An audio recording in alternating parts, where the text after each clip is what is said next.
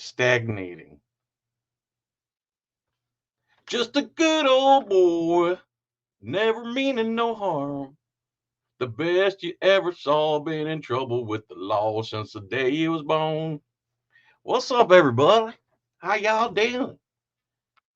Looks like someone got a dictionary for their birthday. What does that mean? Benghazi Rabbit, what's up, pimp? Benghazi Rabbit, I don't know if anyone's giving you the memo, but I'd love for you to come to Audapalooza Saturday, October 19th in Florida, Pensacola. Paul Jackson, what's up? What does that mean? What does that mean someone got a dictionary? Coagulating. What's up, Frank Pan? Shaggy Hippie, what's up? Our guy, 936. Claudette, hi. Under Duress, what's up? Is that a new guy? I'm glad you're present. What's up, John from Central Florida? What's up, Chris? Brandon Mitchell, what's up, pimp? The Vigilant. Hey, Brandon Mitchell, I see you do a compilation of people saying your name in the live chats. Why am I not in that compilation? Do I have to say your name some type of special way or what? What's up, Vigilance Committee Cliff Williams? What's up, Tri-State? What's up, Brizzy? Brizzy, what's up? Brizzy, is that the Briz from Germany? Donna Gorilla, what's up? Charlie Cruz, what's up? Joko KS, Copwatch, hello. Stephanie Jenks, Orb Spider, Tri-State, Frank Pants, I already said you. All right, Jethro, what's up? What's up? Fitzcam, what's up? Ford Silver, what's up? So today I can be seen entire Terminator Audits video and J. Tom Press's video. Thank you so much for having me on, guys. So let's look at this real quick. I don't know if you guys know who the dreaded Rabble Rouser is, but it's a gentleman named Dr. Justin Spiehs. And here's one of his videos. Uh-oh.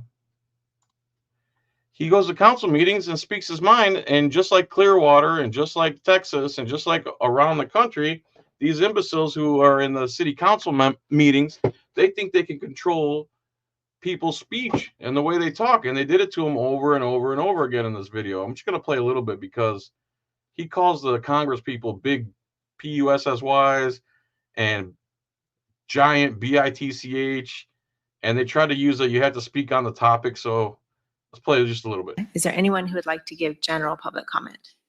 Okay, come on up. Why are all these other signs allowed here tonight? You all are lucky you got a message on your signs that they approve of. Otherwise, you might find yourself unlawfully arrested like I was. My name is Dr. Justin Spiehs. On May 1st of this year, I stood right here holding this exact same sign that says women have more balls than Patrick too. And as I began to speak, Karen, you interrupted and said, I'm afraid we're not going to allow the sign. I asked what was wrong with the sign and you declined to answer. You then had my microphone shut off saying I could no longer talk during my general public comment, and you had the sheriff called. My name is Dr. Justin Spiehs. At last week's meeting during general public comment, someone said of Commissioner Karen Wiley, quote, Karen, I want to begin by saying— I believe, Justin, we're not going to allow the sign this time. I appreciate your stoic if you could please demeanor. put it down, that would be wonderful. What's wrong with the sign? What's wrong with the sign, You've Karen? been warned. What's wrong with the sign? Do you have any other public comment that is unrelated? You've been I warned, sure just do. like the Clearwater man. They said, Karen, I want to begin by saying I appreciate your stoic demeanor and that you give the impression that you're really listening to us, and I appreciate that to no end. She was allowed by this commission to say that without interruption or muting her microphone. After her, I spoke and said the words out loud that are on my sign and was muted. Justin, So you all allow praise but not criticism? And I think we're done with your public comment. Thank you very much. I'm You're not welcome allowed to to stay. say what's on. All right, you guys need to see this whole video, okay?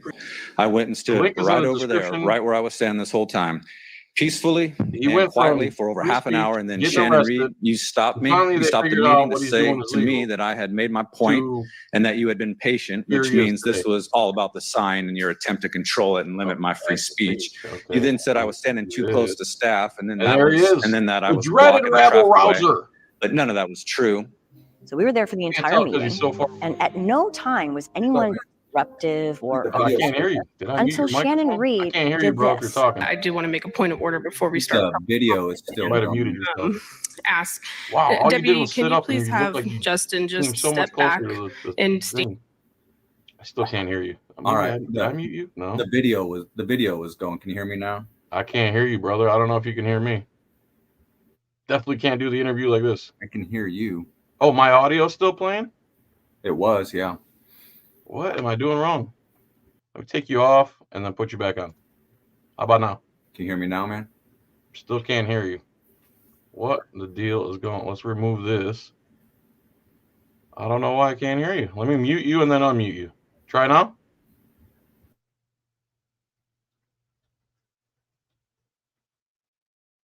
You can hear both. I can't hear nothing. Are you talking right now? Yeah, you're talking. I'm not talking You right guys now, can but hear I him? mean, I am right now. Oh my God, this sucks. Will you do me a favor, Justin, and just leave and then come Yeah. back? Yeah. Thank you, man. I'm sorry. I don't know what's going on. Sorry, guys, about that. Let me get rid of this. Maybe that's doing something to it. I don't know. Yeah, everyone says they can hear, but if I can't hear them, it doesn't do me any good. Juggalasis, what's up? Doc Kiwi, what's up? Good evening. All right, he's back. Let's try it again. All How about right. now? Can you hear me now? What in the world is going on here? Can't hear me? What in the world is going on here? All right. Looks like Ban from studio, edit mic settings. unknown. Echo cancellation, reduce mic background, automatically adjust mic volume. Let's try this. Can you hear me? You can hear me, right? I can hear you. But I can't hear you. You can't hear me? Fudge! It's great that you guys can hear him, but I can't hear him. Oh my God, I'm so dumb. How about now? Can you hear me now? Oh my God, I am so dumb. What happened? I pressed mute on my keyboard. Sorry, Yeah. everybody. All right. All right. Thank you, Dr. Justin Spiehs, for coming on and doing this with me. I really appreciate it. I watched your video earlier today about your whole thing with the city council, and we were going through the same thing in Clearwater, Florida. As a matter of fact, they got so tired of us expressing ourselves that they took away public comments entirely for 3 months. So, are you a doctor? Let's start there. Are you a doctor? Yeah, I have a PhD in lifespan human development from Kansas State University. Lifespan human development. And what kind of job does that provide you? Well, so will provide somebody. For me, with a PhD, what I wanted to do with it is I wanted to teach. I wanted to be a professor. So that's what I did. I was a professor at Washburn University in Topeka, Kansas, and I taught in the Family and Human Services Department. I was an assistant professor, and I was a tenure track professor. But prior to that, I got my master's in marriage and family therapy from Kansas State University. And so I had worked as a marriage and family therapist. I was primarily working with children and families who had been sexually abused, and children and their families that had been sexually abused. And then prior to all that, I got my undergraduate from Washburn University in addiction counseling. And so I was a master's addiction counselor for a while there as well. So the sum of all those degrees, led me to become a professor there at Washburn from 2016 to 2022, technically. So you got a bachelor's, master's, and a PhD. How much schooling are we talking about altogether? And I have an associate's too. It's like 11 years. So basically what happened is before all that, I joined the Navy 2000. I was in the Navy from 2000 to 2009. I was on a submarine, fast attack submarine, USS Springfield. And so I did, for the first 6 years, I was basically on either sub school or the submarine. And then my last 3 years, I was out in San Diego on shore duty, and I started going to school out there in 2007. And along the way, I got associates, bachelor's, master's, PhD, and then that took 11 years. So in 2018 is when I was finished with all that stuff. So from 2007 to 2018, you were in school getting associates, bachelor's, master's, and then a PhD. That's right. And teaching along the whole way. I knew I wanted to be a professor. That was always the goal. I wanted to be a marriage and family therapist, but the goal was always to become a professor. And so I was teaching primarily the entire way. Once I got up to K-State, when I started working on my master's degree, I got my foot in the door up there, and I was teaching human development class up there, and so which is in line with the my PhD is in human development. So I was teaching human development classes there, and then had some opportunities open up at Washburn to become an adjunct professor for a while, and then that all, the stars aligned. Basically, it all worked out. I ended up getting that tenure track position there in 2016. But what's tenure check mean? Well, tenure is what professors work towards, that gives them basically their job security. So the 6 years is like a probation period for that. There's like ranks or levels. So you start off as an assistant professor, and you're in a probationary period where you teach classes and you do scholarship, and you do service to the community, service in the community department, all that other stuff. And within that 6 years, you're basically proving yourself. And if you get tenure, you get promoted to associate professor. And that's basically where you hear about professors. It's hard for them to lose their job because they have academic freedom. That's basically what tenure is designed to do, is to let professors feel secure in their jobs to talk about things that, might get fired out in the real world. So that way we can, continue to progress with, knowledge. I don't think the universities are like that anymore. I mean, in terms of tenure, all that's, I think, is the way that it is. But in terms of being able to speak your minds and go against the grain, not at all. Not at all. I don't believe. And Depends on the subject matter. So right? So then after, well, I think that, the left woke ideology is taken over. And I think it all has its roots in communism, and it really is spread there on the Marxism. college campus. Yeah.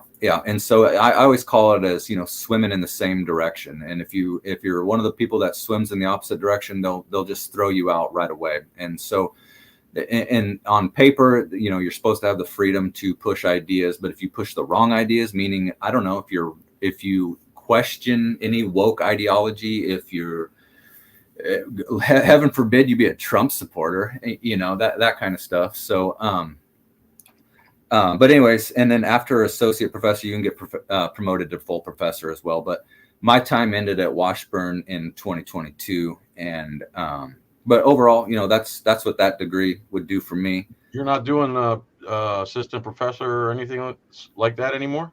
No. So back in 2022 into 2021 into 2022, Washburn and I agreed to no longer work there, and so I'm not doing that no more. But it is what it is. Okay. Do you mind telling us what you do now, or you don't have to? I'm just asking. Well, I consider myself just kind of semi-retired, I guess. I don't know. May I ask how old you are? Because you look about younger than me, honestly.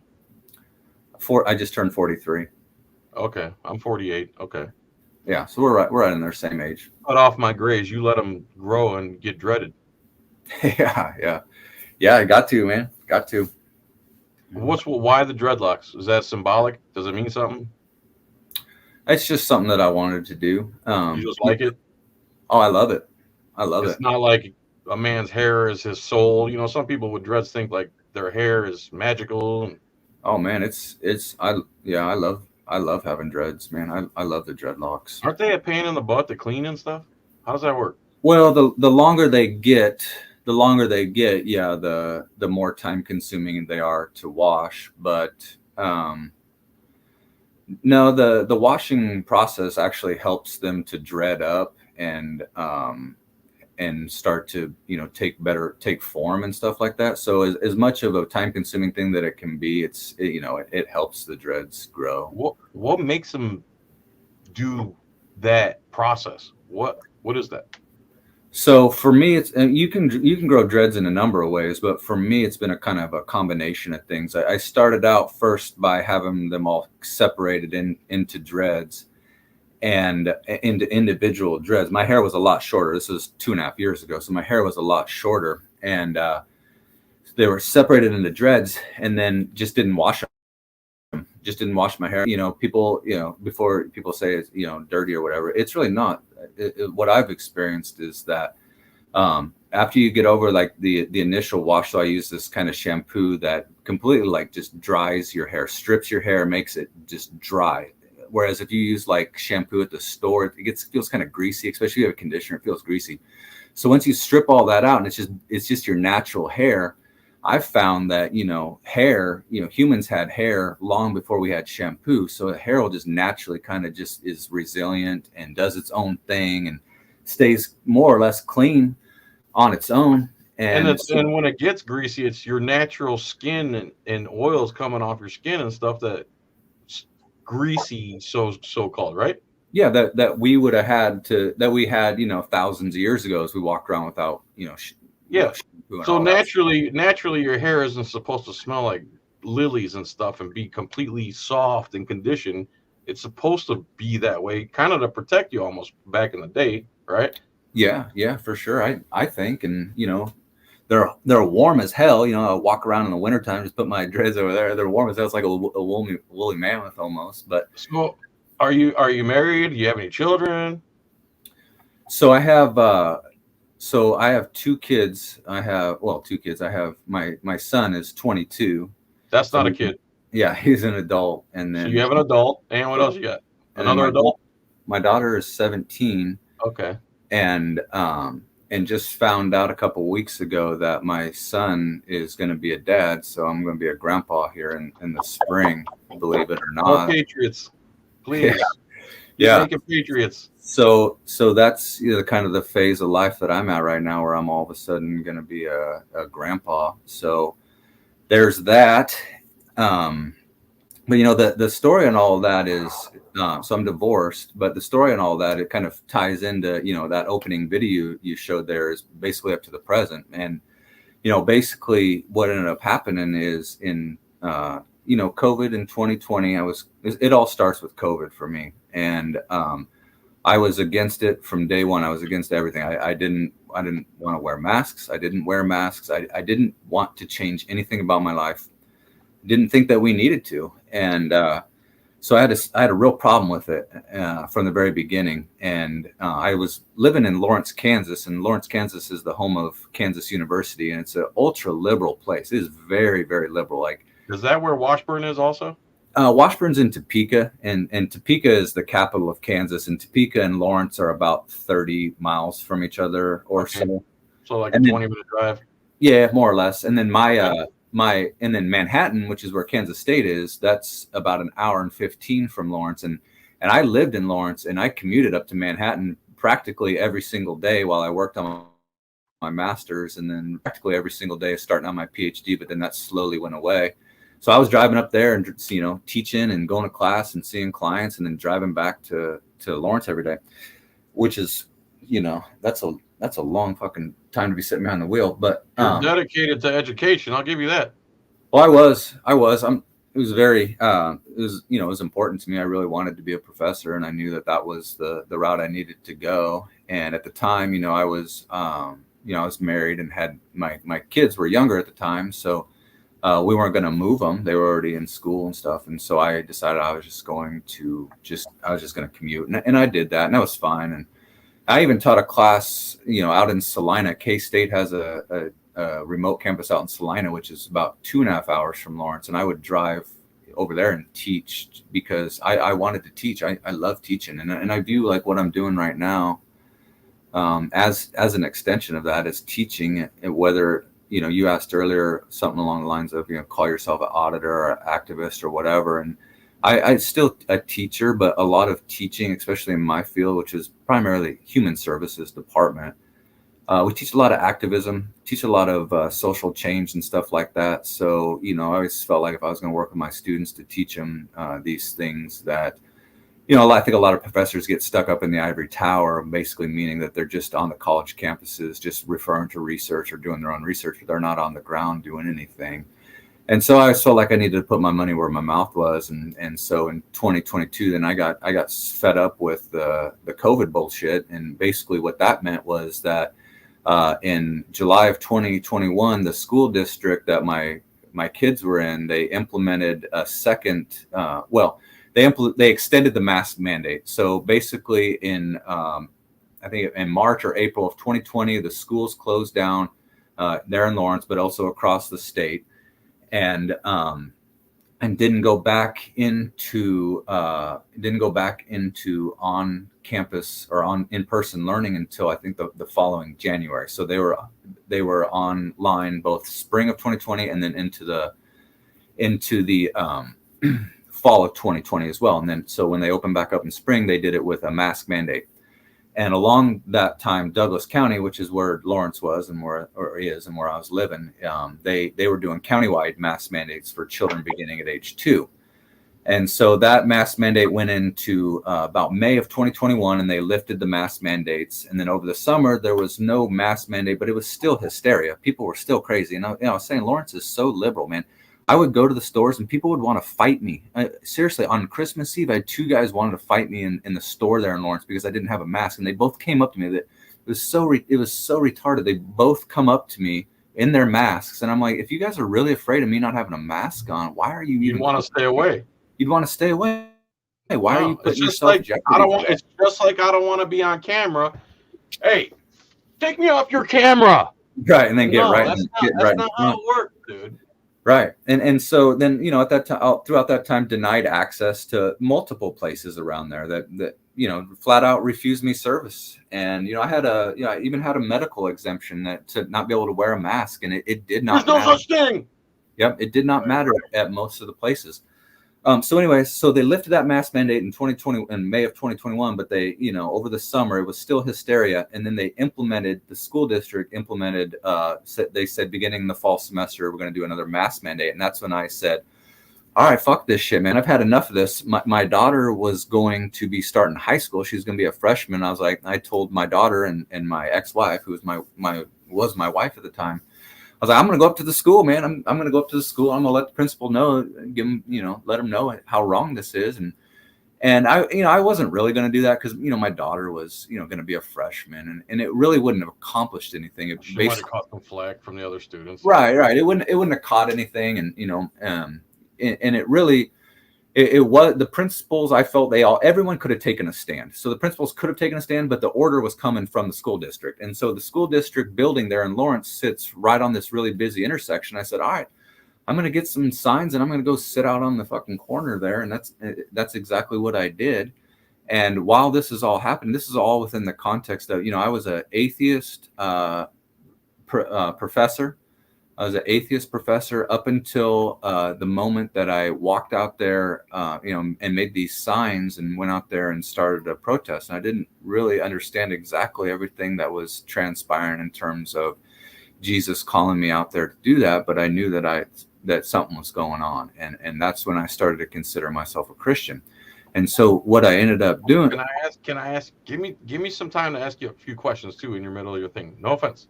All right. But okay, the school was doing the nonsense mass stuff. You wanted to protest, and you made signs. Now, can you tell me what those signs says in a PG way? Because I don't want to get demonetized again. Oh, yeah. Well, those signs didn't have any cuss words. So I approached it strictly from, like I just said, as a teaching. I knew that sitting on the corner. Well, I'll explain. Okay. Sitting on the corner, I knew that, cars driving by, you got to have short boom, boom, boom. It can't be long things. You want to get people's attention, but I wanted to educate as well. And I wanted to alert parents to the dire consequences of this, of how serious it was. So I had 2 signs, and I hold one that said masks on children is child abuse. And I had that sign with me. How dare you?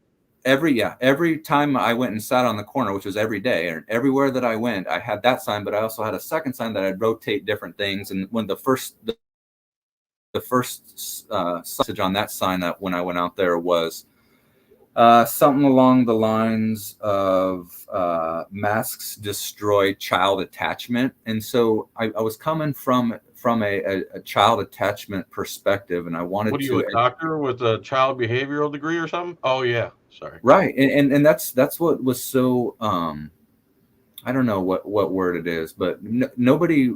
I was never believed. I was never taken serious about it, even though I had the credentials to do it. I had the credentials to explain. I had the credentials to teach. Because it didn't come from a place of authority. You're just some guy that can be dismissed so easily.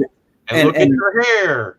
And had an unpopular position. So I was completely dismissed as being some kind of kook or crazy person or madman or threatening person yelling at kids and stuff like that, etc., right? Which was never true. I never yelled at kids, but people said I did all that stuff. But I had the credentials to teach child attachment. And I really believe that the masks were going to destroy child attachment, and attachment has short and long-term consequences. So I was really worried about it. I'm still worried about it. I still think a lot of the stuff that's going on right now is directly related to that generation of kids that wore masks basically for 3 years or 2.5 years, whatever it is, for an extended period of time. But that's just one aspect of it. The child abuse, being a child attachment, is just one aspect of it. I mean, just covering a kid's face up that long, restricting their breathing, kids not being able to brush. Some kids don't brush their teeth in the morning. They got to sit there all day and breathe it. It was a list of things. It was a list of things that I felt was child abuse, but you can only get so much on one sign. And so I sat out there every day from July of 2021 all the way until March of 2022. And that first month, nobody joined me. I was out there by myself, and I was doing like 6-hour stints out there because I was trying to judge how long the traffic was. I was trying to reach as many people as possible, and it was hot as shit, man. It was July in Kansas. There's no shade, just out there, just baking. But I just sit out there and just listen to music, hold my signs. People would drive by, yell shit. But I got a lot of support. A lot of people would drive by, show a lot of support, but people just yell shit and all that. But so then. Exactly 1 month of sitting by myself, people finally started coming around, and it was around that time, it was August of 2021. Then the county was going to meet, the county commissioners were going to meet to put in a second countywide mask mandate, and so that's kind of where that's where I kind of showed up speaking around here. And so because I started this protest, and because can I ask, were most of those people on the board leftist lunatics? Yeah. So pretty much every position. So I go and speak at the school board, city, and county. One more thing. And they're all Democrats. They're all liberals. They're all mask wearers. They're all viewing me. They're all control freaks. Yes. Yeah. Got it. And I'm challenging their narrative. Not only their narrative, but I'm Doctor. Do you see this? Here, this comment on the screen, I just want you to address that real quick. It says, Dr. Justin, I called the school superintendent and talked to him about it. Bad idea for me. Police showed up at my house to discuss the matter. Unbelievable. All right, just so I can get off the screen. Yeah. And so I guess that was the same location as you. Oh, was it the same location? I think so, yeah. So okay. Maybe it wasn't, but I just want to get that out of the way. Go ahead. So now they're doing all this stuff to the schools. The whole board is basically leftist liberals, the bad kind, because some leftists are good people, man, like Jimmy Dore, for instance. I didn't even know he was a leftist. If you want to get technical, as far as the left goes, certain things I agree with, certain things I don't. And if you took the combination of both parties, the good parts, and formed a third party, now you're in business. But go ahead. Now they're doing this to your schools, and now you're going to the meetings. I agree with what you just said there, but the thing about it for me is that I didn't force this division upon anything. When I went out there, they immediately thought that I was a right wing. I mean, I got called everything: right wing, Nazi, Trump supporter, racist, everything. I was a professor sitting on the corner protesting something, and they immediately made it political. I wanted to stress, my signs were not political messages. They were strictly, this is child abuse, and here's why: child attachment. They turned it political. They turned it political. So anytime I talk about the left and people say, well, it's not really, it's we should be coming together. Like, yeah, I agree, but they will not. They will not. They want to make it that way. So there we are, and I will as well. Those were the people that were against me while I was protesting, and it heavily influences how I view it. And I always said that, I was the first person out there. If I would have been the second person out there, nobody would know my name. I was challenging the narrative there in the entire city. And we can, it's always, you can never forget what COVID was like. That influenced a lot of it. It was very, very stressful. It was very, very, a lot of animosity.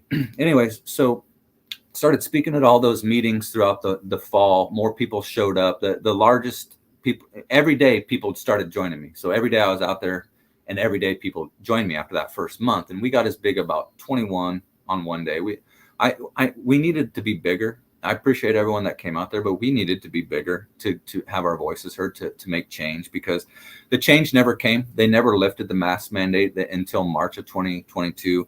And by that time, so much stuff had happened. I was attacked out there. There's a KCTV5 news report that shows me being attacked at the school, having my stuff stolen. Who attacked you?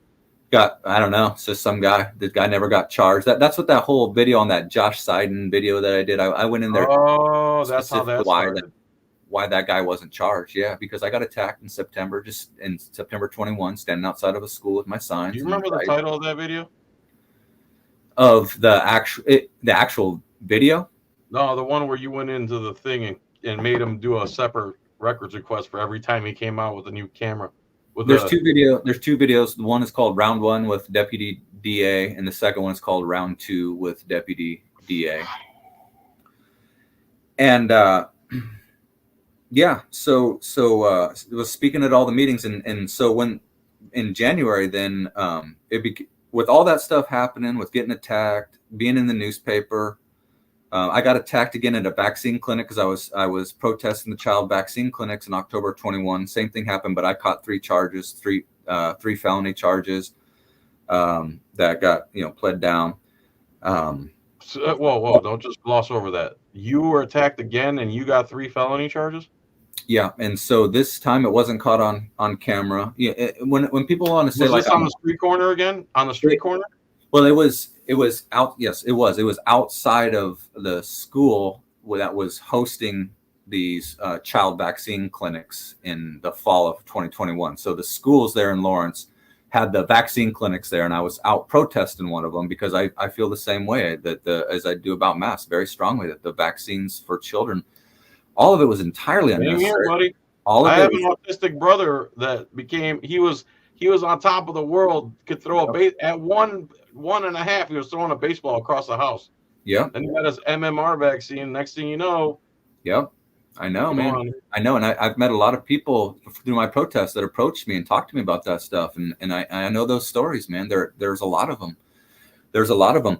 And so basically what ended up happening is, like I was saying, I don't call myself an auditor. I was never out I was at, That's just default. That's like a default title now. Just like you were an extremist, just like you were a right winger when actually you're far beyond the average person in either one of those parties. That's for sure, including the elected ones. What I was doing, and so the reason why I say that I'm not an auditor is because I wasn't out there recording stuff, and so I am now, but I wasn't in it at the time. I was just I was a pissed off dad that was fed up with stuff, and I was protesting. I wasn't trying to record and make videos. I didn't even have YouTube. I didn't have any of that stuff, none of it. And so when I got attacked that first time in September, it was caught on a security camera, and then there was a news report done on it. But the second attack at the vaccine, I call it attack, but it was a similar situation. There was no footage of it. And so I got charged with aggravated assault with a deadly weapon, and the deadly weapon was a stick that held my cardboard signs together. They said that was. That sounds like they conspired against you to me. Well, that also, all of it. They're all, they don't like me. They don't like me. Yeah, they don't like us. They're behind the scenes trying to figure out any way to trip us up for sure, and trip us up in a really bad way. Definitely. Yeah. Let me show this real quick. Let me show this. Those are long videos. Yeah. I'm not going to play the video, but that's you on the left there. And then this guy right here was Douglas County Deputy District Attorney. That's a pretty high position. Yes, no? Yeah. So he's the DA is the top. And then the DA is basically like the deputy DA is like the vice president or the second in command. So and by all accounts, he was kind of running everything. He was running the ship as the second in command. And so I had gone in there January 30th of this year, 2024, and I wanted to speak to the DA, not him, not Seiden, but the DA. Her name is Suzanne Valdez. And I wanted to just set up an appointment with her, basically, because I wanted to ask why that guy that attacked me in September 21 with, caught on camera with a victim statement. There were 2 witnesses. why that guy was never charged. He wasn't charged at all, ever. I never heard another word from anybody from the police or anything after that. Still haven't.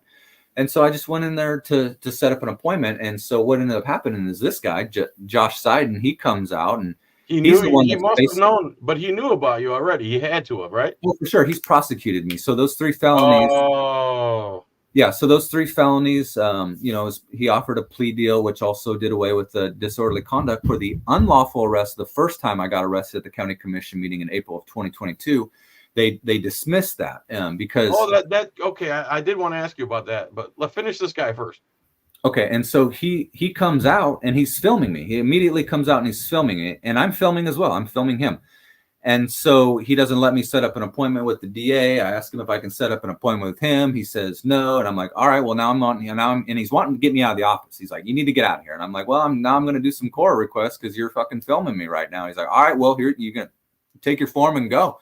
And I'm like, no, I'm going to sit here and film, and I'm going to just film out here. I have the right to do that. And so back and forth. He gets the court security in there for no reason whatsoever. It's just another one of those things, feeding the fucking narrative, feeding the narrative of being a fucking threat and being a menace and being out of control. And I'm just sitting there as calm as can be. I'm sitting there like I am right now. And so then 2 days later on February 1st, I come back and it's the same fucking thing. He comes out recording me again. I'm like, all right, man, if you're recording me, I'm going to keep filling these out. Back and forth. He gets the police involved. Hold on. Because you're glossing over it too fast. Let me tell a little bit. So they're recording each other. They're both being passive aggressive to the point where it's very entertaining. Josh Seiden is recording Dr. Justin here, Dr. J. I like that. And they're recording each other. They're being passive aggressive. So he's filling out the form there, and they're trying to say you can't fill it out there. And he's like, yes, I can. Watch me. So then he takes the form in, takes it in, this guy on the right, and comes back out recording again. And Josh's like, oh, you're recording again. Now I need another. And he did that 4 or 5 times. Every time. I was going to do it all day. I was going to do it all day. So finally, the 5th or 6th time, he decided I'm not going to come out with my phone, and he understood. And also this guy dressed up like you or something, or put on some dreadlock wig. Well, so what ended up happening is that the reason why I have his title there of the now former Douglas County Deputy District Attorney is because he in June of this year, he dressed up as me. He put on a dreadlock wig, he put on a hat, he put on glasses, had his phone, had jeans, a t-shirt, while he was at work as the deputy DA there in the courthouse. And he came out and he laughed it up with the Douglas County sheriffs that are doing the court security there. They're taking pictures. And there was court surveillance, there's camera footage of it, and it got released to the press, and he got fired. That was on a Friday, and he got fired on Monday. He's out of that fucking job. And so fuck him. And so what ended up happening is those core requests, I submitted those right after this, back in February. I submitted those core requests, and he sat on them and played fucking games and wouldn't let me have any of the requests. Well, when he got fired, they went ahead and gave me the core request. And so his camera footage is from that core request. And then, so this video here is an evolving process. I first put out the video of my camera footage, and then I got body cam footage from the that's not included in this video here that you're going to show, but I did get the body cam footage of the deputies that were called, so I created another video. And then when I got his footage, then I created this here, and there is body cam footage in it, I guess, at the end of these, but that's how this video came together. So it's wild, man. It's fucking wild. And it was all over the papers. It was all over the papers there in Lawrence on the front page. It's fucking wild, man. Now, let me set up this next question. So you're at the city council meeting. You got a bunch of leftist liberal Karens, both of them male, female Karens, and you made your comments. You were holding a sign, and you moved over to the side. You weren't in anybody's way. Nobody was trying to get past you and couldn't. Nobody was doing anything. And they decided that you were in the way, and you're like, I'm not in the way of anything. And who was the lady who had you arrested? Is that the mayor? Well, those are at the county commission. So that's the Douglas County Commission. So not mayors. They just have a chair. So right now it's a 3-commissioner board, and they rotate a chair. And the chair was Karen Wiley. And then they also have the county administrator, who's an unelected official. Her name's Sarah Plinsky, and she runs the Zoom meeting or part of it, and she runs the clock, and she runs the microphone, and she's the one that takes direction from them to turn off microphone. And sometimes she'll just turn it off on her own. And what had happened there is I'd gone to What is her status again? Tell me her status, please. what her title What her is. title or status is that she gets to make these decisions, that she gets to tell the cops what to do. Well, that I don't know. She's the county administrator, and that's part of the issue is that, you know, Is she the lead of the? Is there a leader of the meeting? Is there someone that's ultimately responsible for the conduct inside the meeting chambers? Well, the commissioner, it's the county commission meeting, and of the commissioners, there's one that they vote to be the chair, and so they have And that's her? Well, her name is Karen Wiley. Karen Wiley, and so She's the chair. for now, yeah, they'll rotate in and out. They'll rotate in and out, and that's of the county. So within the county, so like I also go to the city meetings there in Lawrence, and they have a mayor there, and so they have a 5-member committee, and then they have a mayor and a vice mayor. But at the county right now, it's 3, and then they have just like a chair of the commission. And you know, that was the second time that I got arrested. I can talk about that one now, but I'd also like to talk about the first time I got arrested as well. So but tell me, I must have not seen the first time. But go ahead. Okay. So the first time, there is an actual just short video on it. I don't know if you're able to pull stuff up right now, but if you just type my name into YouTube, Justin, you just type Justin Spiehs. I'm on your channel. One of the not on my channel, just do a general search. You'll see one of the first videos that comes up. Looks like me sitting in a courtroom. It's from What am I typing in? Tell me what to type in. Just type Justin Spiehs, Spiehs. And there'll be about a 30-second clip there from the Lawrence Times, and that's of me getting arrested there. Okay. It should be one of the first videos. And if you play, yeah, it's that first video right there.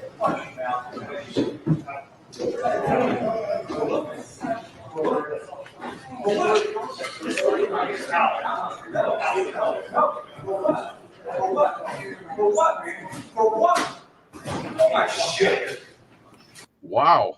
Want my shit, man. Yeah, man, me too, motherfucker. Me too. Me too. Me too. Me too. Me too. Me too. I'm not receiving. Sorry. So tell us what's going on there. What happened? Well, so this is crazy because you wouldn't know it from reading that clip. There is from the Lawrence Times, a reporter there in the courtroom of a local paper there, and you wouldn't know it at the time, but because they just call me an anti-mask protester. But that was April of 2022. Just a few days before that, I had filed to run for county commissioner as a Republican there in District 1, and I ran against Patrick Kelly.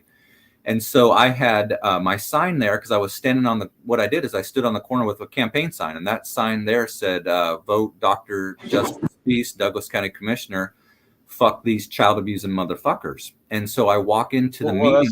That says that where on this that sign right there. Yeah, it says, Spiehs, DGC Commissioner, fuck these child abusing motherfuckers. Or actually it says Dr. Spiehs for DGCO Commissioner, fuck these child abusing motherfuckers. And that was my campaign slogan out the gate. And so I was standing on the corner, and what I meant by that is the mask mandates. Fuck these child abusing motherfuckers, man. I vote me in as commissioner, man. I want to get in there and I want to see why they were doing what they were doing, and I wanted to challenge all their shit and all that shit. So that was my campaign slogan. And so I had just got done standing on the corner, walked into that commission meeting. The meeting hasn't started. I walk in there, and immediately the sheriff comes up to me. And the sheriff is the guy that initially comes up to me and says, get out. And he's got the mask on. Now, mind you, the mask mandate was lifted in March. He's still wearing a mask. And he comes up to me and he said, yeah, I know. He comes up to me and he says, you can't be in here with that sign. And I said, oh, yeah, why is that? And he said, because it's got foul language on it. And I said, horse shit, it does. And he goes, all right, fine. And so he goes over and he talks to the commission. He talks to the commission, and I finish signing in to speak. And at that time, the room is not like full to the brim, but there's people in there, and they're some of them are saying stuff to me. They're calling me out, that same narrative shit that everyone in Lawrence has been saying. Nobody wants to hear it. Shut the fuck, all that shit. Shut the fuck up. Shut up. Crazy guy. All that stuff. You got to be a special kind of asshole to tell someone to shut up. Then nobody Why wants should I shut up? You shut up. Then if nobody you wants tell me to shut up. That means I can tell you to shut up. And you That don't want to nobody- be told to shut up either. Sorry, go ahead. Right. Yeah. That nobody wants to hear my side of it, that somehow I'm not allowed to. And they just have a general issue with me. And so I was saying, well, you know what? Because Armbruster had just told me I needed to leave. And I'm For under what the reason? The sign? The sign. Yeah. The sign. Okay. And so I start saying, well, what if I'm commissioner? I'm saying this as I'm walking to my seat. I'm just saying it out there. I'm telling Armbruster and the commission that they've crossed the line. What if I'm voted in as commissioner? I've just filed for commission. What if I'm voted in there and I'm up there and I say things like, no one, you guys say vote blue no matter who. And I say, get the fuck out of here. I don't like that saying. I don't like that sign. Get out of here. I mean, that's basically, and in my mind, it's a valid point that they don't like what I'm What's saying. good for the goose is good for the gander. Yeah, tough shit. What if somebody's up there don't like what you're saying, motherfuckers? I mean, I mean, I think you're just a dreaded Rabble Rouser. That's right. And so I go and I sit down, and that's where that video picks up. The sheriff comes up to me. He doesn't say I'm under arrest. He tells me to get out. And in fact, the entire time I'm not told that I'm under arrest at all. I think that they're just grabbing me and throwing me out of there like at a bar and stay. I think that's exactly how they run things. You got it. Yeah, and so that's why I'm like, I want my shit back. That's why I'm saying, like, I want my shit back, because you see the sheriff, he takes my sign and he throws it out of anger. He says, anger, and he throws it, hits the fucking like a little kid. Yeah, banister, flips up, bites me in the face. And I'm like, well, if you're going to throw me out of here, I want my shit back. Well, no, they arrested me out there, took me to jail, charged me with disorderly conduct. And it's part of the lawsuit that I filed. It's an unlawful arrest because I wasn't being disorderly. I also wasn't told that I was even under arrest. This arrest, right? That arrest right there. He tells me, he basically just says, get out. He doesn't say you're under arrest. He says, get out. And then he says out. And then he says out, like that. So what was the huh? Like he's the king. Right. Yeah. Yeah. Go ahead. And so that was the first arrest. And so I'm a Republican candidate running against the Democrat there. And the first meeting I show up there to speak at, they have me fucking removed and arrested because of the words on my sign. It's doesn't even get reported on that it doesn't even get reported. It gets reported that I'm arrested there, but it's framed as, I'm the anti-mask protest crazy guy still, instead of a commissioner, somebody that's running for office. They would never give your accurate credentials on TV. Are you kidding me? Well, they never have. They never have. They never mentioned that I'm a veteran. They never mentioned that I'm a doctor. They never mentioned I'm a therapist. They never mentioned that I was a candidate. All of that shit. Those things are positive. They don't want to shine any positive or factual or objective light upon you or this movement, honestly. But go ahead. That's right, man. That's exactly right. They're keeping the truth from the people because they think that and they know that the truth will turn the fucking tide. They know that. They know that. And so that was that first arrest, and that disorderly conduct charge ended up getting dropped by Josh. Nice. It got dropped. Yeah. And so that's now let me ask, were you able to file a civil rights lawsuit for that? Did you bother? Is it too hard? No, I have a lawsuit. I have the lawsuit. I have 4 different lawsuits right now. I have one against the county, which is what we were watching there. Stick with this one because there's plenty of time, and we're going to take a 5-minute break here in a minute. Okay. Specifically. Okay, this one here includes that unlawful arrest there that we saw. The following month, I go in there and I speak again, and I included that footage in the recent video that you posted on your channel. I go in there and I speak and I say the thing about smart motherfuckers, they look like crazy motherfuckers, stupid motherfuckers, and they turn my mic off for saying that.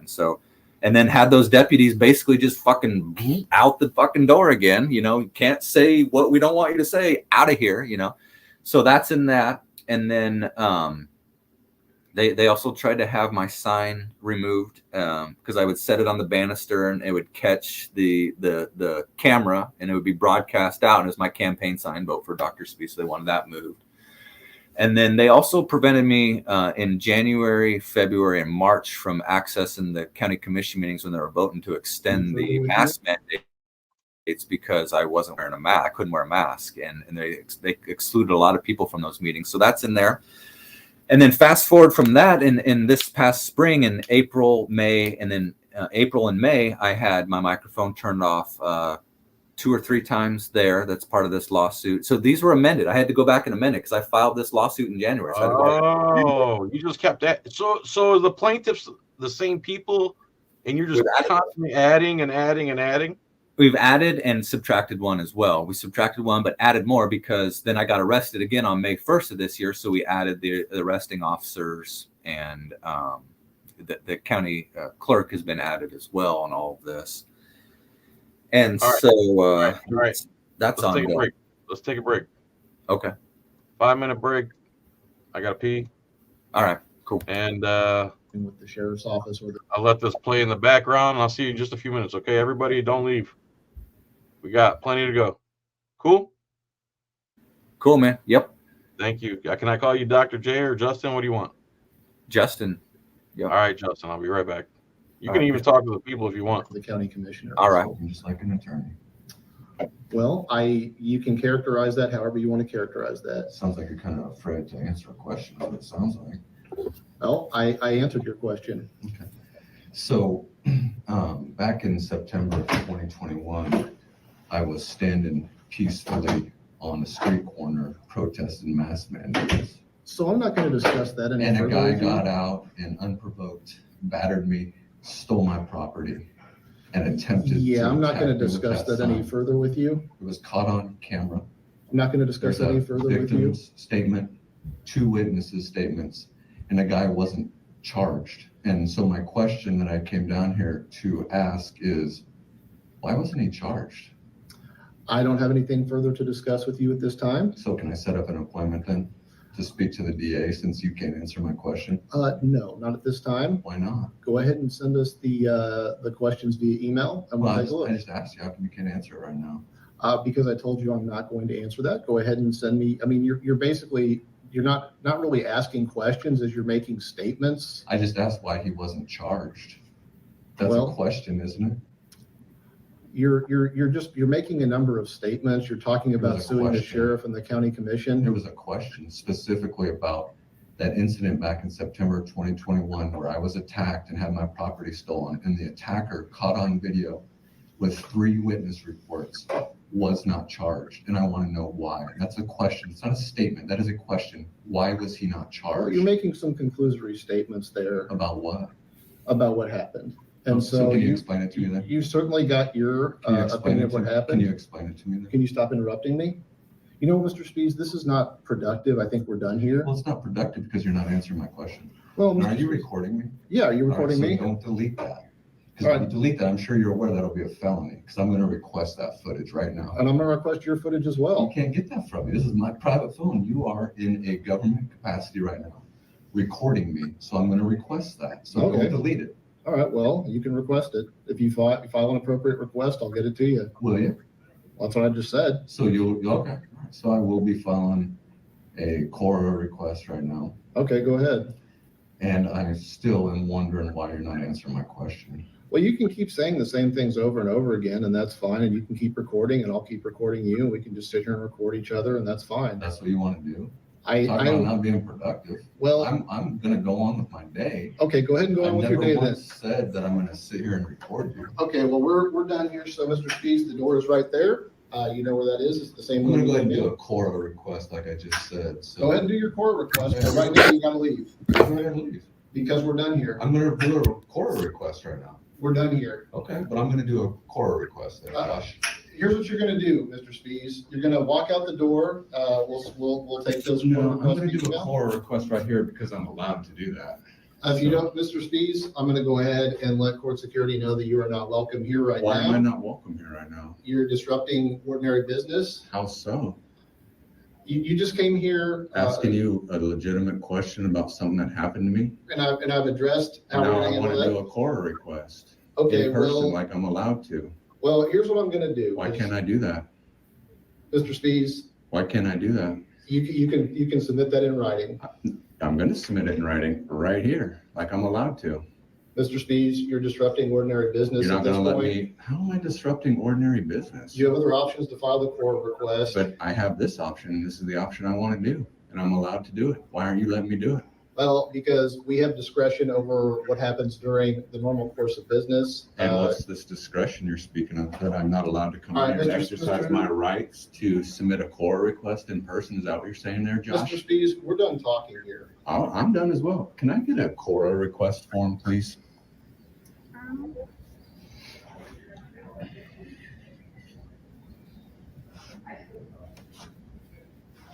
You're gonna go ahead and call court security there, Josh, Well, I don't know, just just like you threatened to do just now, threatened. How are you taking that as a threat? because you said that I'm no longer allowed here and that court security is gonna come remove me from here. That's a threat. Well, I mean, that's a fact. So are you gonna call him then, Josh? Well, if we get the form for you, you can be on your way. Well, I'm gonna fill it out here too as well, so. That's not gonna happen. Oh, it is gonna happen because I'm allowed to do it. All right, well, here's what we're gonna do. He's on the radio. Can we, like him to leave? Ask him to leave, he's not leaving, so. I haven't done anything to be asked to leave. I want to file a core request. I have every right to do that. I'll print you the form and then you can be on And your I'll way. fill it out here. No, you're not gonna fill it out here. This Yeah, is because not I your- want to submit it right This is now. not your workstation. I want to, this is a public area. This ain't your workstation either. This is a public area. I have the right to fill it out and I want to fill it out right now. I don't want to take it and leave and bring it back. I want to You fill can it go out right fill it now. out in No. the self-help center. No, I'll fill it out right here. No, I'm gonna print it off and you're gonna go fill it out somewhere else. I want to fill it out right here. I have the right to. Why can't I fill it? This is the greatest, dude. One of the greatest videos I've ever seen in my life. So before, let me tell my little story about Out here, this is a public area right here, right? Why am I not? And we'll get this stuff figured out, okay? So this guy right here. Thank you. So where I play pool, and then we'll get back into the serious stuff. Where I play pool, 2 doors down, there's a smoke shop. I stop in there from time to time, and the guy who owns the place looks exactly like Josh Seiden here with the beard. Exactly. So much so, I took a screenshot from your video, and I went and showed him. I go, "Hey, bro." He goes, "Where'd you get a picture of me?" He himself thought it was him. That's All right. hilarious. What are the odds? So this video was super fantastic, bro. You do fantastic work. The way you're just so deadpan, and I can't. Your education's paying off. Okay, so Well, first what arrest. it is, Let's go. Let's recap real quick. First arrest. You're running for commission. You're saying F child abusers. You get thrown out. It doesn't get prosecuted. You started a 42 USC 1983 lawsuit, and now you're arrested again at another meeting. Let's talk about that one. okay. Well, so first of all, with that Seiden video there, and anything really that you see of my stuff, I always just refer to all this as just unfolding. Nothing is ever. I didn't anticipate Josh Seiden coming out filming me that day, and so what I mean by things. You baited him. Say again. You baited him. I'm just Right. joking. Yeah, I had no idea that he was. Grabber say. Yeah, I had no idea. But basically what it is when I talk about unfolding is that it's God. And I had gone over that morning to the DA's office. First thing in the morning, I got there. I don't know what time it was, 10 o'clock or so. But before I went there, I had gone to church and I got the Eucharist. I did communion. And then I went over there. And so I always pray for words and wisdom from Jesus. And Jesus promises us words and wisdom. And he's never let me down. And so it's really nothing, anything special on my part. I just, the key for everyone is to just show up. And then if you show up, God will be with you. And so that's all that was. And that's all any of this stuff really is from the protest onwards. That's all it really is. So, but what ended up happening then, I filed that lawsuit in January of this year. And then What about the second meeting? What kind of meeting was that? Why? What happened? the second arrest. Please. That happened on May 1st. And it was a regular county commission meeting, but that night they were voting on a pretty something that had a lot of community interest. So normally these county meetings are hardly attended at all. But some big issue items bring people out. Taxes are one of them. But this one in May was, there was some windmill issue, and it brought out a full house. So it's standing room only. And so leading up to this meeting, there is backstory on it, because in April, leading up to it, I had started going back to the meetings with a sign, various signs. The first one called said Patrick Kelly, and it was all in reference to a situation that had happened with Lawrence Accountability. And I want to encourage everyone, and yourself as well, John, to check out Lawrence Accountability. He's a okay, cool. Yep. So he's the biggest YouTuber there in that area in Lawrence and Douglas County. He's got about 21,000 subscribers. Everyone, I encourage you to go check him out. And so me and him, his name is Michael. We had, up to then had been running into each other at the various meetings and stuff like that over the years. So we were both familiar with each other. But he had a conversation with Patrick Kelly, one of the commissioners, that I just felt Patrick Kelly was being a giant pussy on. So I put it on a sign and went there and spoke. And over the next few meetings, they ended up having a problem with the things that I would say during the meeting. So I would refer to Patrick Kelly as, I was reading comments off a YouTube video of one of Michael's and calling him like a wuss and stuff like that. And well, they had turned my microphone off a couple of times and leading up to that. So on May 1st, I show up to that packed place and I stand up front with my sign that says "Women have more balls than Patrick too." And that was a phrase that was a phrase that I had said at the previous two meetings that got my microphone turned off. And so I was saying, well, why is the spoken word muted here? Well, what about the sign? And so I go up there and I stand with my sign. The room is full, and Very close to yeah, right there. That's where I am. But leading up to this, this is a ways into the meeting. I go and I stand there and they have general public comment, and I go up there and I speak. And as soon as I put the sign up there and I start to speak, Karen Wiley says, "We're not going to allow the sign." Well, right there, that's a violation of free speech. What do you mean you can't allow the sign? Look at the meeting the other week. Look at all those signs. Why are those signs allowed? That's called viewpoint discrimination. Right. The first time you went, it was only you with a sign. Now in this meeting, everyone has signs, but all of a sudden, signs aren't a problem. Signs aren't a problem. And the night that I got arrested, Michael from Lawrence Accountability, he had his sign. And leading up to that, he had signs coming into the meetings as well. And so they wouldn't let me speak because of my sign. They shut my microphone off, and they said they had called the sheriff. And so I go back and I stand over there where you see right now. I'm standing there. We're waiting. Yep, right there, waiting for the sheriff, because they've said that they've called the sheriff. And mind you, I've already been arrested at these meetings a year before that. I'm getting arrested. That's what they said. And so that's okay. Don't leave out specifics, because they're saying that you're blocking something or someone, and you're too close to the staff or something. Well, they threw out every excuse. They said, well, first they said, "You've made your point. We've been patient." Boom, right there. That means it's the sign. It's about free speech. And then she immediately says, "Well, you've been close to staff." It's like, close to staff? Talk about subjective. Anyways, can't you what? Is there some kind of law that says you can't stand close to staff? What do they have to have, like a 6-foot distance at all times now after COVID or something? Leroy Truth just got arrested for being too close to the commission. Really? Even though he was behind the barricades they set up. What was the charge?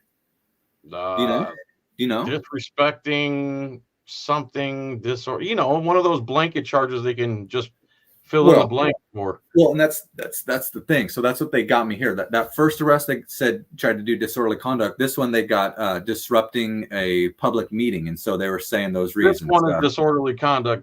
You're the only one with a sign that day. They're saying you're standing too close to staff, and what else? They said that I was blocking traffic. When you look at the room, that's a middle row right there that leads right up the middle where you could go speak. And as a matter of fact, people are freely walking past me. That big lady in the dress right there, that's Sarah Plinsky. She freely walks past me up this other side here, not up the middle, but plenty of room. Plenty of room. So it's creating a narrative. Go ahead. Creating a narrative. Yep, to conspire to get me out of there because of my sign. And so they end up doing that. They get me arrested. I go to jail. I bail out $750. I come back to the meeting because it's still going on. It's a long meeting. I come back to the meeting. I go up there to wow. speak again. And I call I say, so Patrick, as a giant pussy, how much research have you done on this topic? And they cut my mic off again. I'm like, what in the fuck? And so that's why in this video here that you have up on the screen. Let me ask real quick. Let me ask. You came back. This is the same night you went to jail and now you're out? The night that I got arrested. What we're seeing right here, no, this is from earlier. But the videos I'm going to show, yeah, I got arrested and then came back. The jail is like 3 blocks from there. And then the meeting was long because everyone was speaking. And so I bailed out and I went back over there and spoke again. Awesome. Turned my mic off. And so the second half of this video is me getting my microphone turned off 4 more times at this past meeting in reference to, I'm referring to Patrick Kelly as exactly the same way. I say, so Patrick, as a giant pussy, how much research have you done on the revenue neutral rate? And they cut my microphone off. And so you're not allowed to say bad things to them or mean things or say pussy. In fact, I go up there the 4th time and I say, Patrick, as a giant Pussy, how much research have you done on this? Boom, cut off the microphone. It's like, you can't even spell the word now? What? So how am I supposed to believe this is free speech, guys? How is that free speech? How is that not viewpoint discrimination? That someone can come in and say something nice to those commissioners and their mic doesn't get cut off, but the second you say something that is not positive about them or could be perceived by them as not positive, boom, you can't talk. Boom, you got to be arrested. Boom, you're out of there. It's like, geez, guys. And so I say in this meeting, when I get my microphone cut off, I'm like, man, I did 9 years in the fucking Navy, living under a submarine, living on a submarine under the ocean, away from my family for long periods of time, just to have you guys do this to me. Why, motherfuckers? Why? I'd never do that to them. They're nasty, control freaks. They are, man. They are. They're fucking nasty. They're commies, man. They're really nasty. They think they're in charge. They don't consider themselves representatives. They consider themselves bosses of the rest of us. Yeah, and so I keep asking them, like, well, what rule am I violating that says I can't come in and say something negative about him? They will not answer. I'm like, tell me the rule. Tell me the fucking rule. What rule says I can't say that? Fucking bullshit. It right there. Fee wings. So. Yeah. So then the second arrest, it's the same defendants on the second arrest also? Nope. So the first arrest, there's actually different commissioners. So those commissioners up there are, 2 of them are the same, the guy, Patrick Kelly, and then the one that's on the right, the far right there, that's Shannon Reed. They both were there on that first arrest, but there was a 3rd commissioner at that time. Her name is Shannon Portillo. She's named in that, and then there's 2 deputies and the sheriff that are named in that, along with the county administrator. And then for that second arrest, it's those commissioners plus that new one there. Her name's Karen Wiley, and then the 2 officers that arrested me, Lieutenant Channel and then Deputy Coleman, who arrested me that night, have been added to it as well. So there's like 10 or 11 of them. Wow, that's fantastic. So so that's 2 arrests. Was there a 3rd? Nope, that's it. That's 2 arrests at those county meetings. Okay. And Are then you still running for commissioner? No. So that was in 2022, and I lost that election. I lost big. Yeah, I lost big time. Like I said, it's a liberal area, and my district that I ran in, that I was living in, was strictly in Lawrence. There was no county influence. There's no rural vote on it, so it was all in Lawrence, and I lost. And so that's the way that it is. But I was saying all along during COVID, if everyone was so unhappy about the way COVID was, we needed to, on the other side of it, be more proactive. I always said I was going to do my part, and that was my part. Well, I think we all should have been lined up to run for office, because we ended up just primarily basically voting in the same people that lost us the COVID battle on day one. That if they were Republicans, they bowed down to the Democrat pressure on it, and we lost on day one. And they all should have been voted out. And so, but we didn't. I think we should have been a lot more proactive after COVID, after the last presidential election, a lot more mobilized, organized, and saying, what are we going to do, guys? What are we going to do to change this? But it's been more of a lot of just sitting online, a lot of infighting and shit like that. Not a lot of people on the ground going and speaking. And yeah, we're still that's why, we're still a big minority for sure. Yeah. That's Yeah. all right though. We're growing. We start, this movement kind of started out with 10 people. Right. Now Right. there's too many to name. They're not Right. all great or anything, and they're not all as effective as some others, but every penny counts when you're saving up for something real, right? It does, man. And it goes back to what you were saying earlier about, being in the middle or bringing things to each side. And the way I view it is I think we all need to get back to being more American. If you see something like this happening and you don't like it, that's your American DNA, that you intuitively know that there's something wrong here, and that's your American spirit. And I think we all need to tap into that a little bit more and be inspired by that to use our rights before they're gone. If you don't exercise your rights, it's basically you're taking them for granted and saying, I got free speech, I just don't want to use it. Well, no, we have free speech and we should go and use it. You should show up to these meetings, and whatever your beef is, express it and see what happens. I mean, the thing is, when you start talking politics, nobody really trusts the government. And generally speaking, most people don't trust the government. And people that do, they honestly, please give us an analysis of their mindset, because I don't get it. Someone could still trust our government? How's that possible? Well, I don't know. I really don't know. I think that it's a really weird thing to see that the majority of people will side with the government and still say that, what I'm, for example, here, wrong. And then the government is right. And I don't understand that. When I see videos like this and other people, their rights getting violated, it's like, that it's wrong. That something bad is happening there. To say that the government is justified to do that to the people, I don't understand that mindset. I like to tell people that when you say something should be illegal, you're basically saying that if the person resists, the government can use deadly force against them to enforce it. So now think about that. Am I making sense there? You're basically saying that the government, whether it's jaywalking, whether it's a driver's license, whether it's turn signals, when you say a cop can impede your freedom for that, now if you resist that cop, in your mind you're saying it's cool for the government to use deadly force upon you for resisting what's going on there. Exactly. For what ultimately is an unconstitutional act on that commission, and an unconstitutional order from them and the sheriff, and an unconstitutional act by those deputies. Yeah, you're right. You are put into a position where they're going hands-on for you for something that they should not be doing because it is unconstitutional. You cannot criminalize protected speech. You cannot criminalize constitutionally protected activities, and that's what they're doing. That's what makes those arrests unlawful.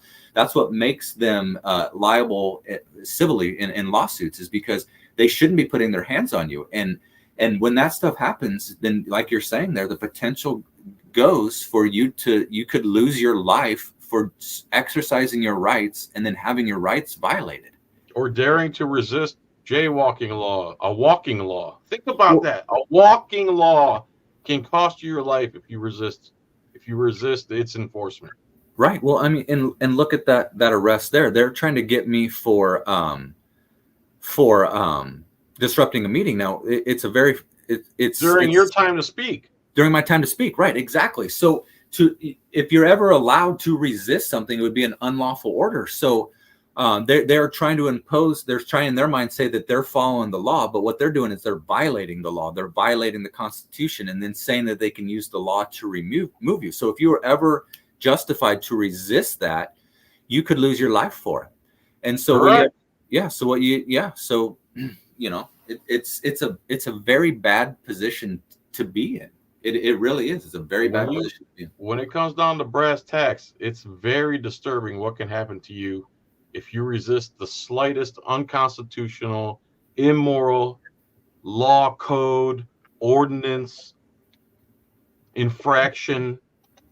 That's not America. I'm preaching to the choir, but no, you're right. That's not America. No. And here's Lawrence Accountability. If you guys please subscribe to him also. Subscribe to the dreaded Rabble Rouser. And so that's actually Lawrence Accountability up on the screen right there. His name's Michael, and Michael was with me at those meetings where I got arrested on May 1st, and you can hear him in there. I mean, Michael he's a solid guy, man. He knows his stuff. Seems like it. He's got courage. He doesn't take any shit when he sees something that's not right. He calls it out, and it's really nice to have, you know, somebody else, another fellow American in there as well, on a consistent basis. And that's exactly what he is. He's an American. He's a Navy veteran. He's a Navy veteran too. God bless him, man. God bless both of you. Mm-hmm. All right, let's do some final thoughts. Unless you got some deep, compelling stuff you want to tell us. No, I don't have any deep, compelling thoughts. I do appreciate you letting me kind of just sit down and tell my story. It's something that, you know, believe it or not, I never got the opportunity along the way from any kind of news or anything to sit down and say all that. It's my pleasure to have you. I really appreciate it. And the other thing that I want to mention along with all of that is that this is just one aspect of it. I also have right now have lawsuits going against the city of Lawrence for turning my microphone off at meetings and having me removed. I have a lawsuit against the school district there in Lawrence for the same thing, for muting my microphone and having me removed from meetings. And then I have a lawsuit against the library because they wouldn't allow me signs in there when I went in to their drag queen story hour for children. I went in there with a couple of signs and they had me removed. And so there's 3 separate lawsuits on those in addition to the county one.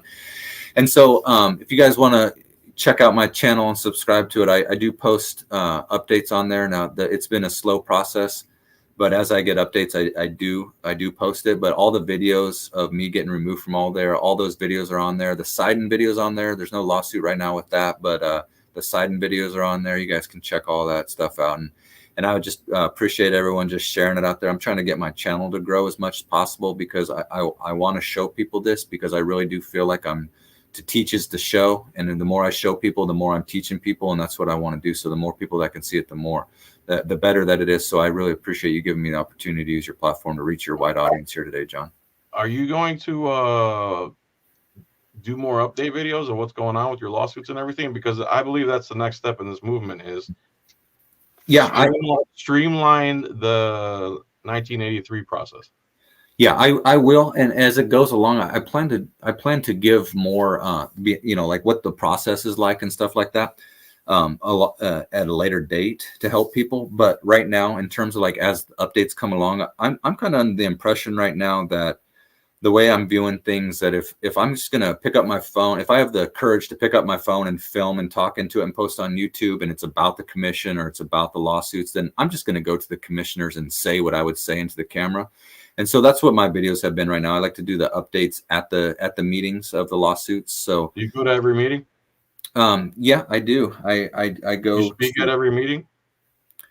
Yep, I speak at every city and county meeting. Since this fall, I did take some time off there over the winter, and this past winter, kind of, I guess. But now hitting every meeting. Yeah. Currently, you still bring a sign, and now they don't do anything about it, right? Yep, and that's the point I was trying to make at the last meeting when I spoke. Is like I'm holding the same sign, I'm standing in the same place. You guys haven't arrested me. Why? Wait, is that an admission? And they all went silent. They're all silent. Yep, they're all silent. And so what they ended up doing, though, they did turn my microphone off when I went back up there 4 more times. And I start off by saying, Patrick, as a giant pussy, how much research have you done on this? And they're saying that, personal insults aren't allowed. Well, that's a violation of free speech. Yes, they are. Yep, they are.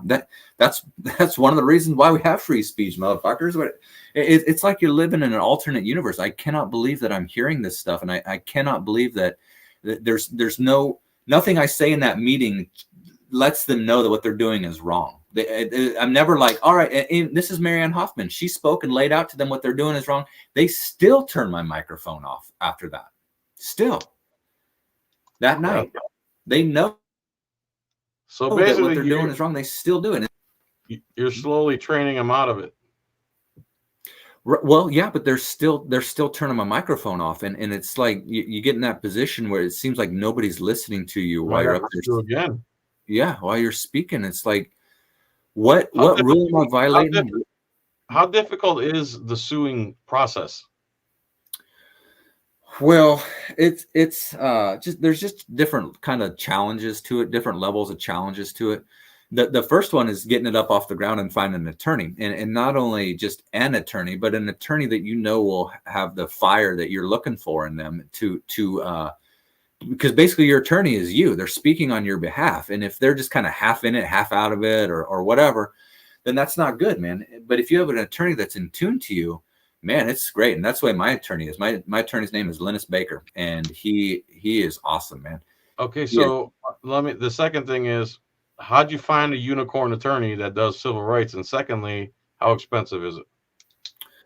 Well, so what it was a process, and I would encourage people, don't get frustrated, don't get disheartened as you look around for attorneys. Sometimes attorneys, they're too busy, they can't take it on. But oftentimes they don't have courage. I ran into attorneys that said, I agree with you, but I'm just not going to take it. And I have no respect for those motherfuckers. So what I ended up doing is I got removed from the Lawrence City meeting back in July of 2023. And I said, that's it. I'm finding an attorney now. I'm going to I had an attorney before that, but not what I needed. And I said, all right, I'm getting me an attorney. And so I looked online, and over at the Olathe School District, which is Olathe, Kansas, is a Kansas City suburb. There was a lady that sued the Olathe School Board for she was speaking, got her microphone turned off, and her attorney. I found an article on that, and the attorney was mentioned and quoted in there. So I looked him up and I called him, and went over and so. The thing about it really is, it's God, but I say like the stars align, or like you said, the unicorn attorney. It's the pitch. The pitch is important. These are busy people. You have to get it in there. And with my stuff, there was so much stuff to get in there. I was like, but I just needed to get the pitch. And so he was interested right away from it. And we sat down and we met, and he said, you know what? He's like, you're a zealot and I'm a zealot and I want to work on this. And I said, fuck yeah, man, let's do it. What kind of law did he practice normally or regularly? Constitution law, these free speech cases. Mm-hmm. That's what he specializes in? More or less, yeah. Oh, wow. More or less. I'd say that's a unicorn, but yeah. He knows his shit, man. He knows his shit. And so I got the first case presented to him was the city, and then I got a month later got the school district case presented to him and filed, and then a month after that got the county presented and filed to him, and then along the way I've had to amend that county one because of the additional arrests and silencing, and then also that city one initially included the library, but that's been separated into a second additional lawsuit. And so these are all filed to answer your second question about how much does it cost. These are all filed under USC 1983 lawsuits. And that 400 at a time. Let's say again. So 400 a pop. Well, they're requesting if you win attorney's fees paid. Oh, they're doing it on contingency. Right. And yep, exactly. Wow. Exactly. And so that's what you do. And so somebody like I mentioned that other case, that lady in Olathe, her name was Jennifer Gilmore. She sued the school district with the same attorney, Linus Baker, and they won. And they had the school district had to pay their own attorney's fees, which was about $450,000. And then they had to pay Jennifer Gilmore's attorney's fees, which were over $250,000. Wow. Yep. Wow. Yep. And she won $1. She won $1. So to avoid paying her $1, they spent almost $250,000 on attorney's fees to lose their case. That's fantastic. It is, isn't it? It is, isn't it? And so everyone always says these lawsuits, well, the sad part about it is the taxpayers got to pay. It's like, well, you know what? The taxpayers need to stop voting for these motherfuckers. And that's all I got to say. And I'll also say we don't also know that every single time that it's funded by the taxpayers. That is not 100% given. That is not 100% given that the taxpayers foot the bill on it. So, all right, man. 60 seconds. Final thoughts. And I thank you for coming on. You have my phone number. You call me anytime. Just man. Give it to us. Give us the skinny. What you want to be. What you want us to know. What's coming up. Whatever. Give it to us. Just that I appreciate you having me on, man, and I appreciate everyone that's listening. I appreciate you and the audience finding my stuff interesting enough to want to sit and listen about. And I hope that you all will follow along and share my stuff, because I want to get it out to more. The more the merrier. And on an individual level, I want to encourage everyone to start using your voices as well. I hope when you watch my videos, you feel inspired to start showing up at your local meetings or in a protest or whatever it is. I hope you find your courage to do it, because I really do believe that the change that we hope to see is going to start on the local level, and it might only be, the change can only happen at the local level. So that's our responsibility to get out there locally and do our part. We can make change there. And then finally, I just want to say that all of my confidence and my courage all comes from Jesus. I ask Jesus every time I go to speak to give me words and wisdom, and I ask God to be my strength and my shield. And I want to encourage everyone to do that as well, because God and Jesus will not let you down. I can't thank you enough for coming on, man. All right, man. I appreciate you. It was all mine. All right, man. I appreciate it. Again. We'll do it again. All right. Yeah, that'd be great, man. I look forward to it. Thank you, brother. See you. All right. See you. So there it is, man. The dreaded Rabble Rouser. I didn't know he was a PhD. I didn't know any of that stuff about him. I never spoke to him before tonight, except through text and email, I think. Or maybe we did have a phone call, but in case you guys don't know, well, give me a second here.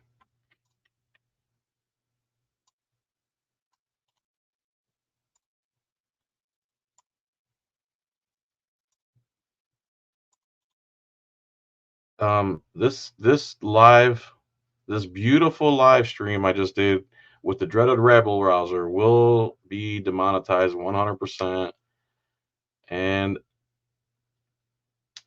I think I just posted something. Yeah, that's the link.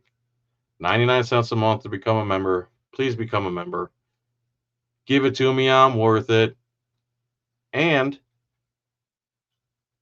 I have 250,000 subs. If I could get 99 cents from 3,000 of them, I'll make a video every damn day. Word. So everybody knows it's going to get demonetized. If you'd be so kind, hit that link up I put up there. Where did it go? Man, there's people in here. Just people. All right. You get the gist. Dreaded Rabble Rouser was awesome. If I got pinched, had to go to jail, and then I don't know if my first thought would be to go right back to the council meeting, but wow, that's awesome.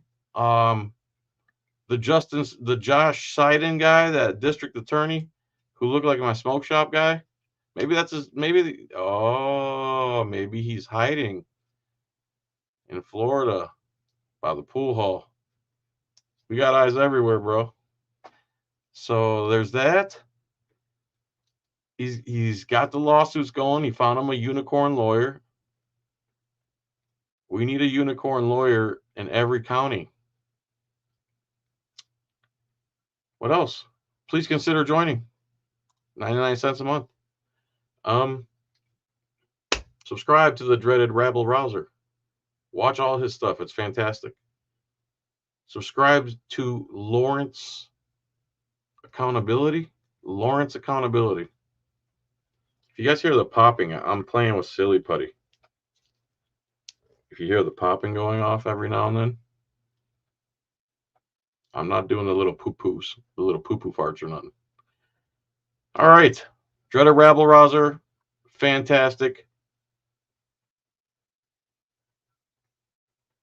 He wanted to tell us. I'm glad he chose to come on here and tell a story, man. It was a great story. He's a fine human being from what I can tell. All right, everybody. Have a good night. Mucho amor contigo. You guys have a good day. Consider joining for 99 cents a month. Shameless plug, shameless plug, shameless plug. Cracker got to eat. I shouldn't say that because you can look at me and know that I eat. Damn.